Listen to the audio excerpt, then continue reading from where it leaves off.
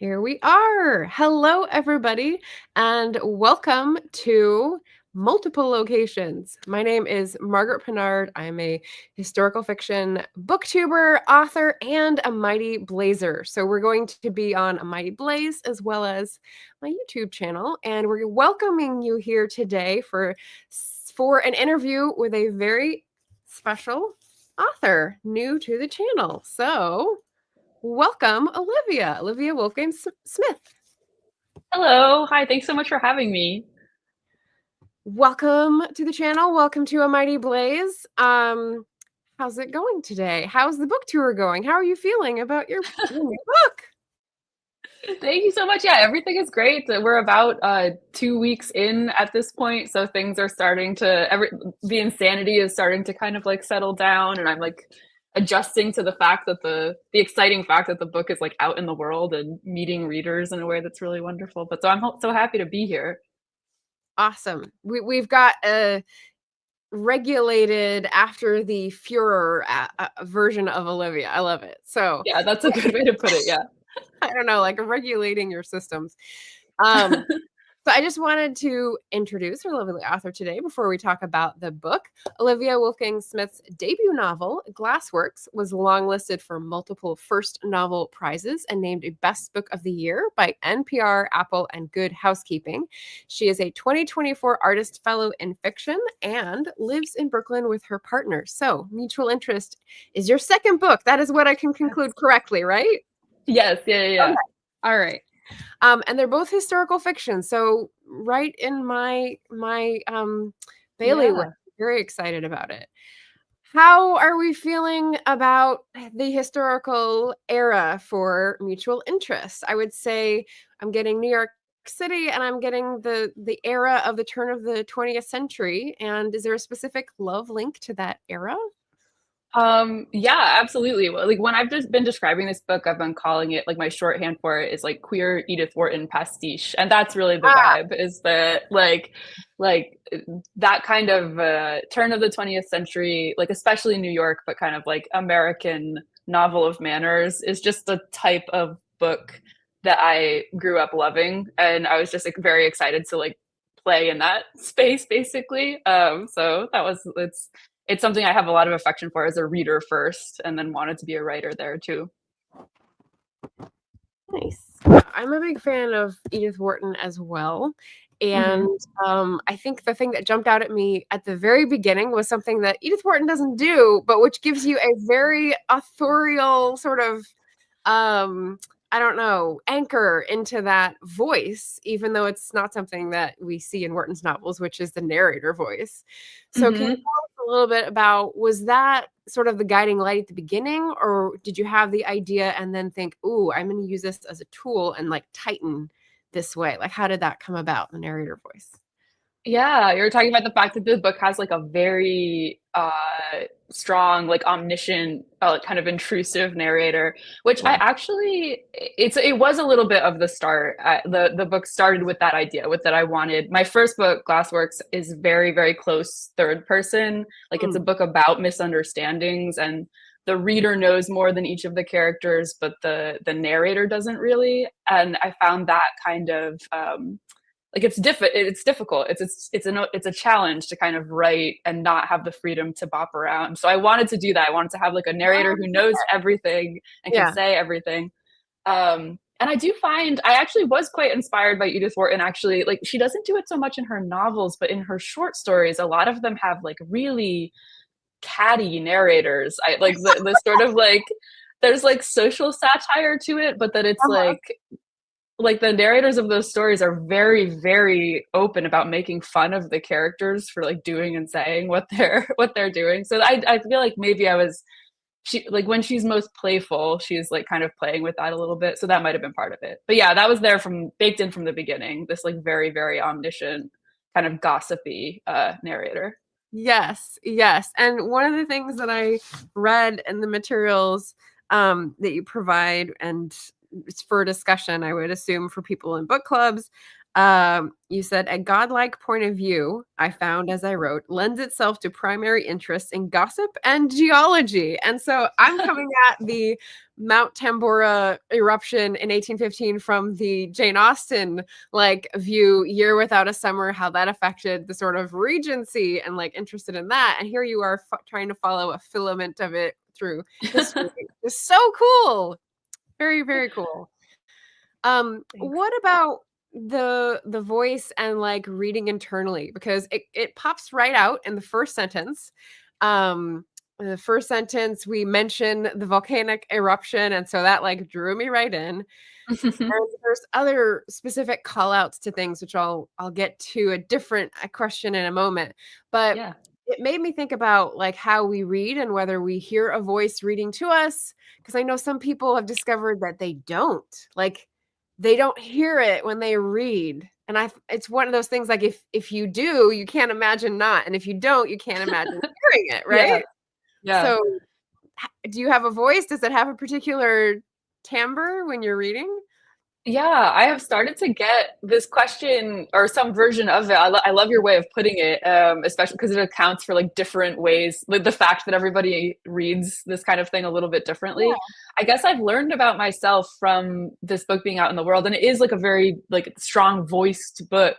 Mm. And I've learned about myself that I relatively don't have a voice that I hear in my head when I'm reading, because people have started to ask me like, who is the narrator, who is this, like it's a very strong voice. They use like the royal we sometimes. There's a very kind of like strong um element of personality to it, but I don't have like a gender I associate with it. I don't like I don't have starting to think about it, I've come up with this answer, which is that it might be some kind of like queer collective, like archival, like ancestor, like figure. But I don't have like it's really I'm backing into that answer from the fact that people have started to ask me. I would be so curious for any readers who are that type of person who has like a very strong voice that they hear in their head, including you if you if you have one. I would love to know. And I'm happy for that to be like a collaborative decision with people who read the book. Yeah, it's funny because we all have these like things that we assume are the same, and like then we realize they're not, and we're like, what? Yeah. How does that make sense? I don't, and I also don't see faces when I'm reading books. So sometimes I will Yeah. definitely see things cinematically, like people walking into a room or like a vista that is described really well, but I don't see people's faces unless they're like really minutely described. So I get what you're saying about it's just sort of like neutral sort of mind. It's made up of mind meld gel. I don't know. um, Absolutely. it did make me think of the part in The Holiday, the movie. You know, when Hmm. Cameron Diaz is a trailer, and so she keeps getting this narration butting in on her life, like telling her what to do. It's really funny. Uh, Yeah, absolutely. yeah. So gossip, geology. I went with mordant and enigmatic, and I liked the elements of the narrator voice. I thought that was really Hmm. really fun. Yeah. Um, let's see. What about titles? Oh, okay. Let me just get back to the logistics. If people have questions, Hmm. please drop them in the chat. We're going to give away a book at the end, so you just have to comment or leave a question in the chat to be entered to win, and we'll spin the wheel at the end of the interview and see who wins. We've got some folks in the chat. Hello, some familiar names. Anita, I'd love to hear from other historical writers any questions that you have about Gilded Age New York and queer history. It's a riot. It's super fun and also witty and heartbreaking. So, um, Ben and Robin from Mighty Blaze and Leslie. So welcome everybody. Let's see. So titles. Such a Mhm. satisfying title when it's got multiple interpretations, right? So, Yeah. mentioned narrator was sort of at the beginning. What about the title? Was that something that you were like, "Ooh, I can see how this is coming together if I combine these elements," or is that something that arrived like a miracle at the end? It was relatively late in the process. For most of the time that I was drafting this book, initially it was under the title The Syndicate. Mm. which kind of had a similar, similar thing in that it's like, so this is a book about a business partnership that's also like a domestic romantic partnership. So I started with that in the sense that I actually stole the phrase also from Edith Wharton. She has I've been starting to mention it as I go around talking about this book, a really beautifully unhinged short story called The Other Two, which is about a man who accidentally makes friends with both of his wife's ex-husbands. And it's like the social kind of an existential challenge that like presents to him. Yeah. And he at one point describes himself and the ex-husbands as a syndicate, that they're in the same syndicate of like being bonded by being in love with this woman. And so I liked the idea of like using that phrase to refer to like a romantic, like sexual, like personal relationship. And the title changed at a certain point, basically just because the syndicate sounds like a Grisham novel, like kind of a like it's Oh, yeah, hard the to like word. Okay. it's hard to like distinguish if you don't know anything about it and are like walking by it on a shelf, like what like the fact that you would be getting like a historical love story out of that. So yeah, it changed from that. For a while we were thinking of calling it personal care, which is the name for the industry that the three main characters work in. They're like in the like soap, cosmetics, perfume, scented candle kind of business, which is called personal care. So those were the three. We ended up with mutual interests. We like those were the three. They all had in common trying to find a way to have a phrase that referred both to the business partnership and the life partnership of the characters. So we Nice. ended up where we should have, but it did it took a few different steps. Yeah. I love it. The other thing is that when you have something that's very specific, like the associations that readers will bring to the title might help with like guiding people what the plot is going to be about. So when I think of our mutual interest, I think of like people entering into business together, but also having a controlling interest. And so I'm thinking, Yeah. oh, okay, so we've got some like manipulation, and I just thought that was really smart. So Yeah. really fun. Something else came to mind besides Edith Wharton and the style, and that was the character sort of mounting through society. Now, you did call this like New York City transplant, but I'm also thinking like Vanity Fair's Becky Sharp. Like, okay, got one down, got one down, like just hitching her star and going up. And the thing with now it's been a minute since I've read Vanity Fair, but like Hardy and other folks from 19th century, they had this idea that there's a wheel of fate, like everyone gets their comeuppance. And so you know like where people are going to land morally, but you give us a very unique, like open-ended, interpretive ending for our main character. So like we're left to determine our own version of like the just desserts. Mm. How do you think our different lenses as readers or our different like parts of identities will reflect our experiences or our biases in imagining those endings? What have you gotten from readers on Ooh. the tour so far? Oh, I love that version of the question. I like the responsibility that places on the reader for their opinion of the ending.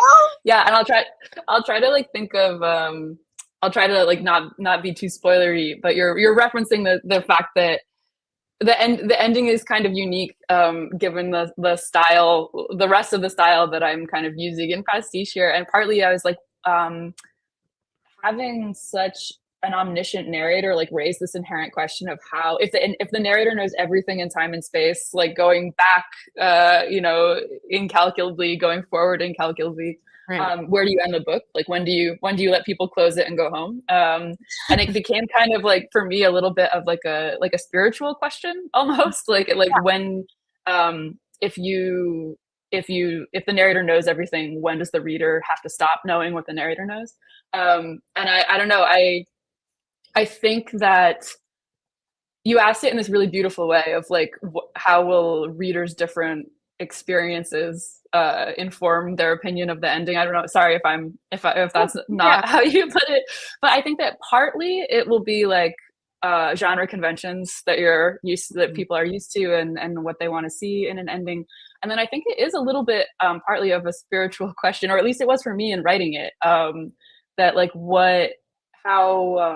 how comfortable are people with ambiguity or frustration or having to like kind of like sit with questions and sit with unknowns. I don't know. I sort of, it was a therapeutic act for me writing it, and kind of like thinking kind of existentially, as I wrote. Yeah. Nice. Because I'm thinking of things like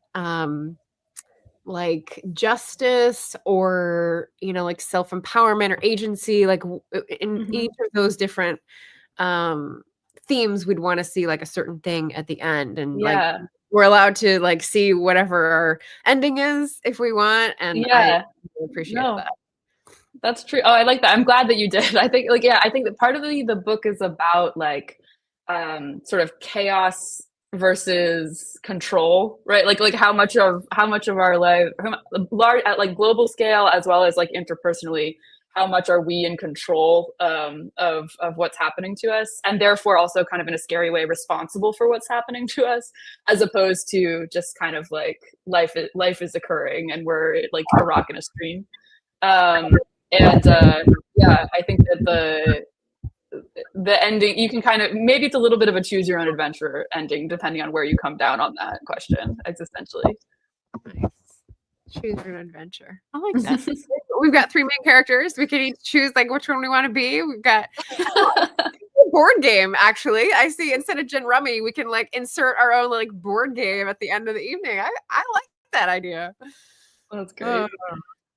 Okay, so we've got some great like representation and acknowledgement, which I love to see. So just because it is February, it's still Black History Month. We're doing Black Author Tuber Readathon. So just to like get that in there, we like to support people who are traditionally suppressed by the algorithms or ignored by power structures. And so this is a book that reflects that attitude and energy, and so diversify that bookshelf is like one of the taglines of the channel. Mhm. You acknowledge in the first line the volcano eruption and how that sort of affects things later. You have on page 35 slave trade profits as part of the backstory, and they're like parentheticals, but as a person who has also sort of researched how people's fortunes were made and like how that shapes personalities in ways we don't even realize, I felt that was really important as an acknowledgement. So how deep down that rabbit hole did you dive, or like how important was that for you to represent? Yeah, it was really important. It was something I was thinking about a lot in writing a a story that's set in kind of like this time and place and about these kinds of characters, which are like very privileged. It's they are queer. They are like, some of them are very like they're moving through social class and economic class, and like have a lot of awareness of the ways in which they are disenfranchised or repressed, but they are not very aware of their like equally intense privileges. Yeah. And I think that part of what I tried to have the narrator kind of hold them accountable for is like the ways that they are not acknowledging some of their privileges and not wanting to look at context, larger context, socially in their time and place. But yeah, so this is like a type of story that's about a very privileged class and a very privileged place. And that was something that it was important to me to take advantage of, and maybe part of what went into having that like kind of very omniscient narrator that has quite a bit of a modern sensibility. It's like unstuck in time and sort of like is able to comment in a way that is more typical of our kind of era and awareness of like the greater kind of global context than the characters themselves. But yeah, like being like loving reading sort of turn of the century like novels of manners, they tend to be about very wealthy people, and very privileged people and white people. And there is often, when you're reading like Wharton or Austen or Forster, like no um, very little comment on like how those characters got their money, where it came from. And it was sort of like a journey for me as a reader and as a person to start to like sort of see between the lines, even the fictional lines, and be like, I bet I wouldn't be morally okay with how these people got their money if I knew. So I was kind of trying to attempt to like think through that a little bit and have the narrator be paying attention to that, even if the characters themselves are not. Yeah. I love that. So again, a point that is like a structural and sort of a style, uh, not availability, a chance to put in wit and humor is also something where you can balance that with like, and here's like why they're not the be all end all having ascended the ladder. Like this is where it came from. You know, we're allowed to judge them from this viewpoint, which I like that a lot. Yeah. Okay, so I had another question that was sort of related to acknowledgement and representation. So queer literary fiction that dives into history and shows queer characters in history living their lives, having their hopes, having their disappointments. One of the things that people will say why they don't read more representative fiction of minority viewpoints and lots of different ways is because it's not relatable. And that's one of those really like eye rolling, like first stage things that can get really frustrating. So do you see that focusing on hopes and disappointments makes characters relatable to readers, or is there something else that you're doing that like is so deft that I'm not aware? Like how else do you appeal? Because like it's such a natural story with things that people who are not in that demographic can identify with, but how do you leap over that barrier to get to people in your experience? Yeah, that's a really interesting question. I think that part of it is in writing like a queer novel of manners of this type, like a queer love story of this type. Something that I really have always loved about this genre and books like this one is that they feel very timeless. I mean, it's interesting to consider that question of relatability and relates to historical fiction, because reading something that's like set in the 1890s, like I relate directly to very little of like the logistics and the material culture of what these characters are going The through. corset, the servants, Yeah. the sewers. Well, maybe the sewers are still the same.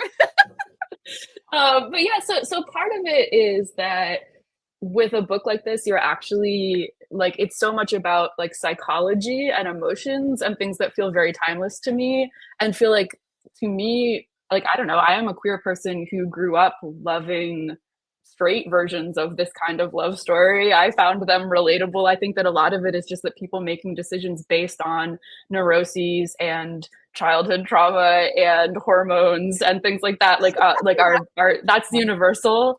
But the other piece of it is that I guess I'm not really interested in like writing to or for anyone who would like not be interested in a book like this because they don't relate to like like because of the sexual orientations of the characters. So to me I find it to be sort of something that is relatable across identities. But for anyone who would like strongly disagree with that, I would just say, okay, go read a different book, I guess. Yeah. One of the really like the heartbreaking side of this, I think it's shared out between several different characters, but I think I feel it most with one of the characters. And I think I would describe it as, if I want to be the most relatable, as like the thrill, but also the terror of being seen. So in like queer history, being seen being like damaging to your reputation, will you lose everything that you've built up over the years? But also like the thrill that someone sees you for what you are and like values the authentic you. And so there's this balance of like, do I want to be seen? Do I not want to be seen? And that can apply to so many different parts of people's personalities, their orientation, their gender identity. Even in our own context, I'm thinking like whistleblowers, like, do I want to be seen? Am I taking this step? Like, do I really want this? So like, I'm just seeing that apply to lots of different situations, and how that sort of balance is making our freedom to be authentic feel so fragile.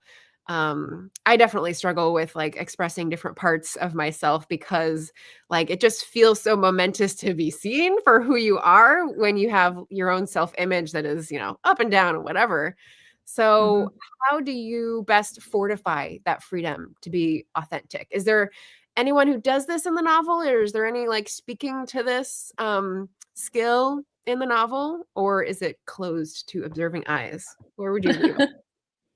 That's a really interesting question. I think that I love the way you put it, that kind of tension between wanting to be seen and understood and also being afraid of that exact same thing is something that these characters are definitely feeling. And because of the fact that they're, queer characters at the turn of the century, they're feeling that at a very real logistical level, right? Like the fear is real, in that way, but that also there's like an existential psychological version of that, that happens too, including interpersonally, including situations where in terms of like, criminal prosecution, they're completely safe and they're still they're very afraid with each other, just for the reasons that it's challenging to be emotionally vulnerable with anybody in any era, no matter who you are. Right.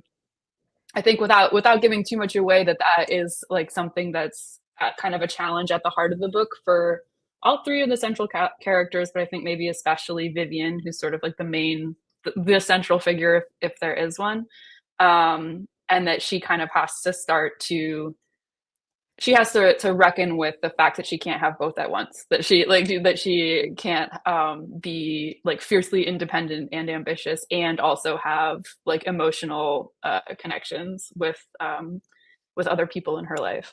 I don't know if that makes sense. Yeah. Oh, that's good. Okay. How about, so I love historical details, and you have so many great ones that really ground you in either very turn of the century, like the New Year's Eve party of 1900, or, the first couple decades and the start of the subways and like really fun things. Was there anything, my question is actually, what's your stance on Easter eggs? Like, are any of those related to Glassworks? Because I know they're like close in time, or did you put anything in that was like an Easter egg about something today that you could like let us in on the secret? I love it. I think I didn't have any specific. So you mentioned Glassworks is my first novel, and that has to do exclusively with glasswork of different types. So I think there is some glasswork that is done in this book. That we have these characters who are like the Tiffany girls, that are the kind of like uncredited artists who are putting together Tiffany lamps and windows. They kind of felt, those characters and that kind of area sort of felt like an Easter egg, because I was like piggybacking on research I had started doing for that first book. It wasn't intentional. Yeah, it wasn't intentional in that way, but it was just something I had been interested to learn working on that book that didn't have a place in that book, but then like I kind of had it like mentally bookmarked. I think in general, it's just, I live in New York City and I was writing about New York City. So there are things that feel like that to me. I feel like I was like winking at myself in the sense that this is a town that I'm walking around and I'm seeing the places I was writing about. And this, like some of it is, paved over or built up around, but like some of the architecture and the locations that things take place in this book, I still see every day. Some of the subway stations, like every day on my the same. Yeah, literally though. My commute into work, I stop at the City Hall station that is like the big station that was the first to open in this book. And so I feel like there's sort of a mental map I have laid over the city for me, but that's more of a personal problem than something on purpose. Personal Easter egg hunt. Yeah. Like it. Let's see. I've got a couple more questions, sort of like very specific related to quotes and stuff.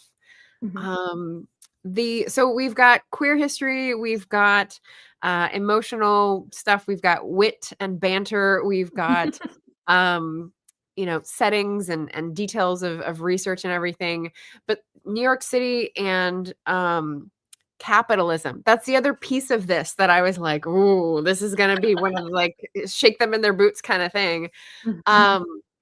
It's kind of hard to write a novel about something from within capitalism where the critique is is like plain because you're having to use the tools of the system to craft your complaint. So as someone who is also trying to do this, how did you like distill? What was your thought process in terms of how do I make this personal to the characters, but also structural so people can see things differently, because it's really hard for most of us to do that. Yeah, I mean, that is a great question. That is the question. I think that as I've been like talking about this and reading about it too, like doing research for this book, like reading and learning about this sort of era of capitalism, these sort of like early, like very unregulated days of early American capitalism. The great thing about fiction is that you can just raise questions. You don't have to answer them. So that was an interesting, like a good tool to be able to use. Like, this is a very character driven story, and it's about these three characters who are each like trying to succeed, whatever that means. Basically, like not only succeed within their world and their field, but also like perennially to like define what success means. Like how will they know when they're succeeding? How will they like what will make them happy? And so that I think that capitalism is such a rich and like deep like puddle of quicksand for that question. What metaphor are you going to use? Yeah. Okay. That like it became there was a lot there. There was a lot of opportunities, so many opportunities for dead ends, right? And like and trying to find like existential fulfillment. But yeah, I think that like it was useful to me because at a very global level, it's about control over others, and I think that as a way for these characters to try to like, especially Vivian, again, to at first try to define success and happiness by trying to figure out how much control she can have over other people. Early turn of the century capitalism was like a great place for her to see how far she could take that as a character. So it's intense, and there are, as she finds, like real limits to how much happiness you can dig up that way. Yeah. I'm thinking of the sort of heartbreaking moments that are about like her learning that and other people also learning that. And it's so satisfying. It's so fulfilling. So I really love that you gave us that. And the fact that, some people, well, none of the main characters got it on the first try. And I think it was important to highlight that, we didn't get our success or our happiness right on the first try. You have to like work around it and, find allies and whatnot. And I thought that was really valuable for all of us in today's day and age.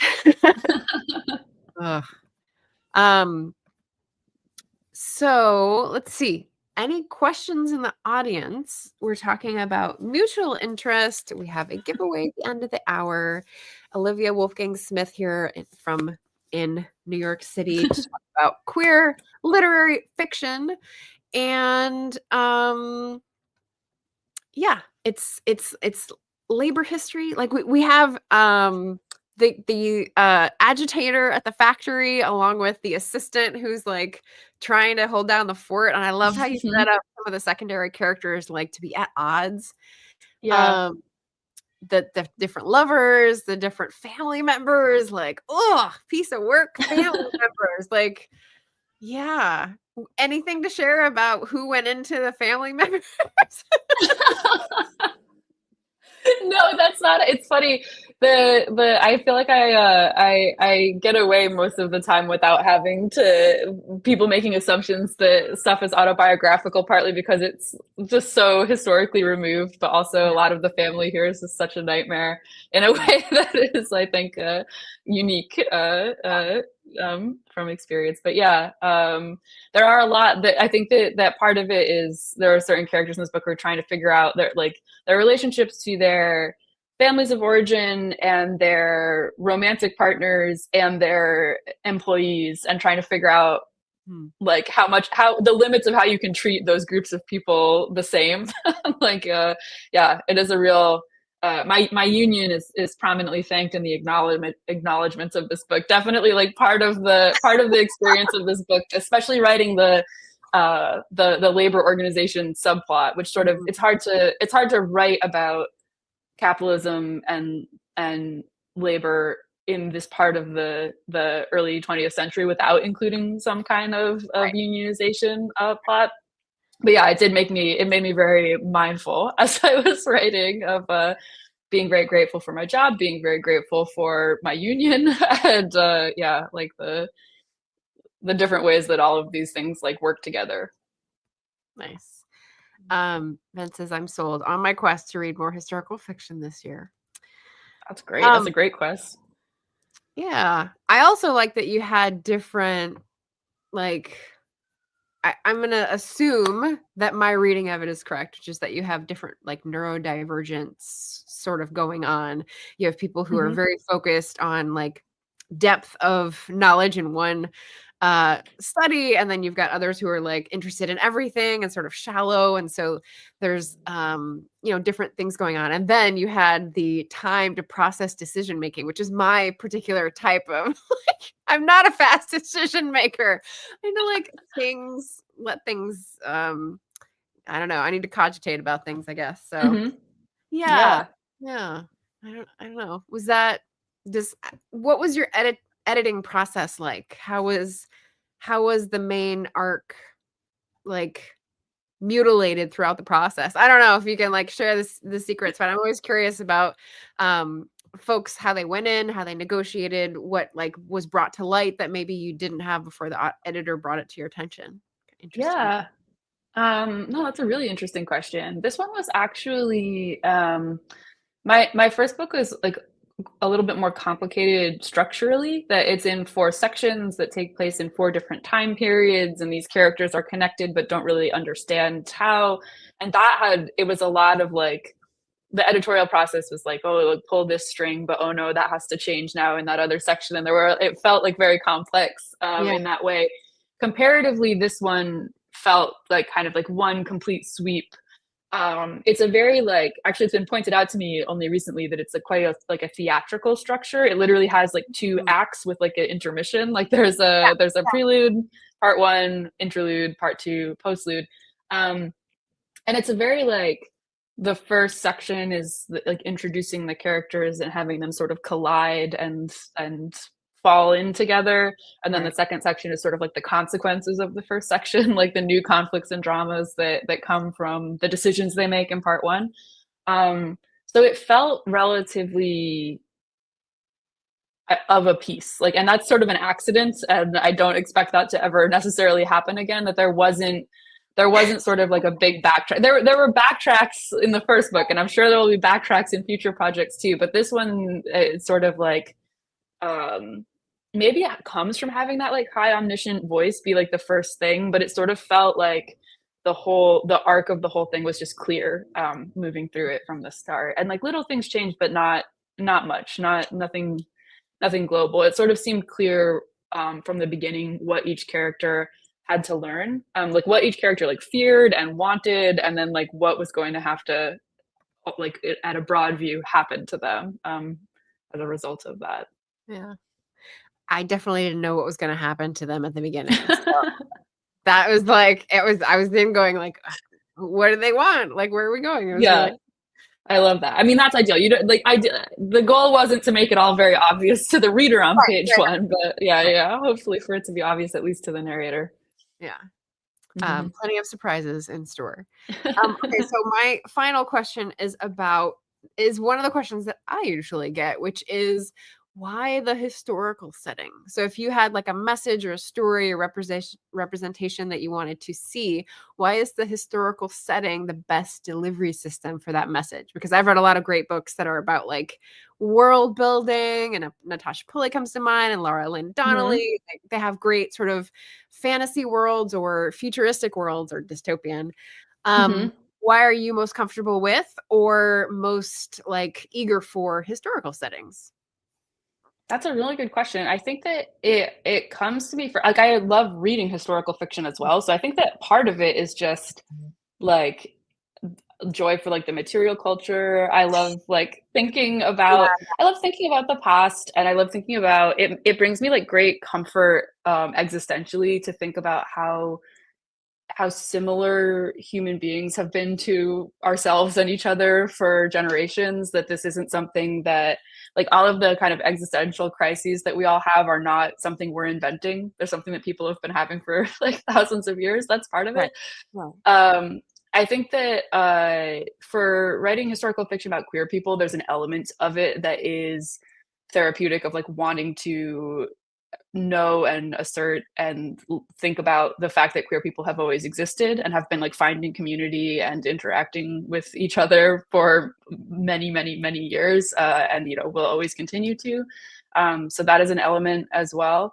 I think that as a writer, like thinking about writing historical fiction sort of actually helps me feel emotionally closer to my characters, because I have to be so thoughtful about the material reality of their world and how they interact with their surroundings, because it's not second nature to me. I have to like, think it through.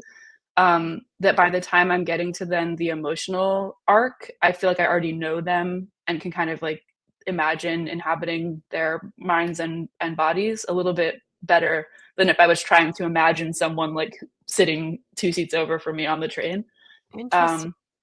Yeah, I mean, I love reading it though. Like, I love learning like little facts about what different types. Like, I think that these are all things that I like think through in hindsight, because I'm asking myself these same questions in the same way. But I think that imagining people and eras that are analogous to my own help me better understand my own, weirdly, than if I were thinking about it directly.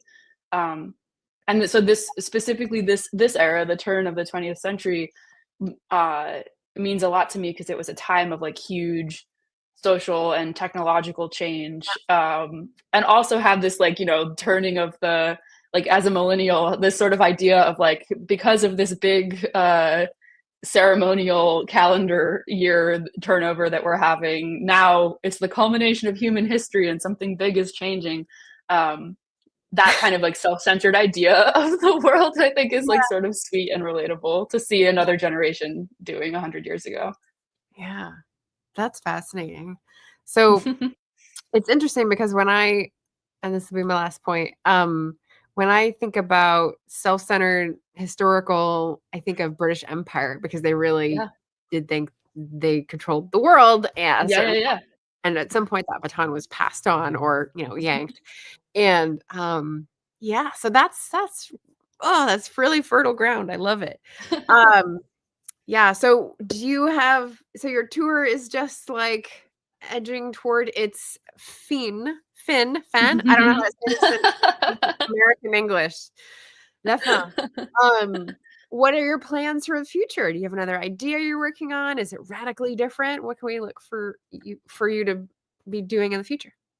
Yeah, I am working on, and I've put it in a drawer while I've been trying to be present in the moment to kind of be out here with this book. But I'm trying to work on still historical, but moving to a slightly different era. But then also, this book is such a city book. Like, it's so Yeah. profoundly about New York, and it was really fascinating. But as someone who grew up in a small town, over the process of writing it, I started to feel a little bit like crotchety about the idea that, like, history doesn't only happen in cities. Like, there are Oh, people. okay.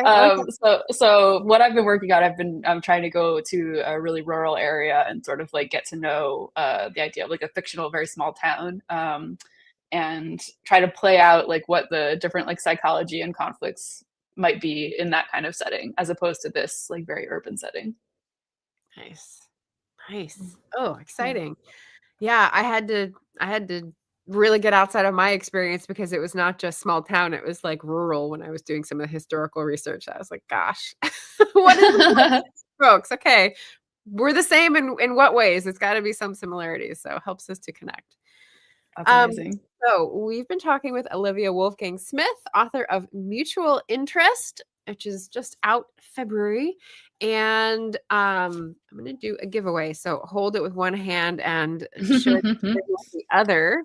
So we've got a little sleight of hand here.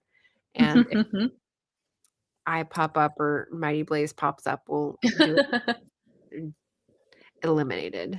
Robin Stull. Awesome. Amazing. Mighty Blazer. So thank you, Robin, for being here. Thank you so much. Robin probably has a mightyblaze@gmail.com as an email from former Crime Time shows. So it's an email there and we'll send it on out. Thank you, Olivia, for being here and talking to us about mutual interest. Thank you so much. This was so lovely. Yeah, my pleasure. And we've got your Instagram, your website. You've got lots of events listed on there and other fun works to find. So if people are more curious, check it out. And with that, we'll bid everyone adieu and happy reading. Diversify that bookshelf. Thank you so much, everybody.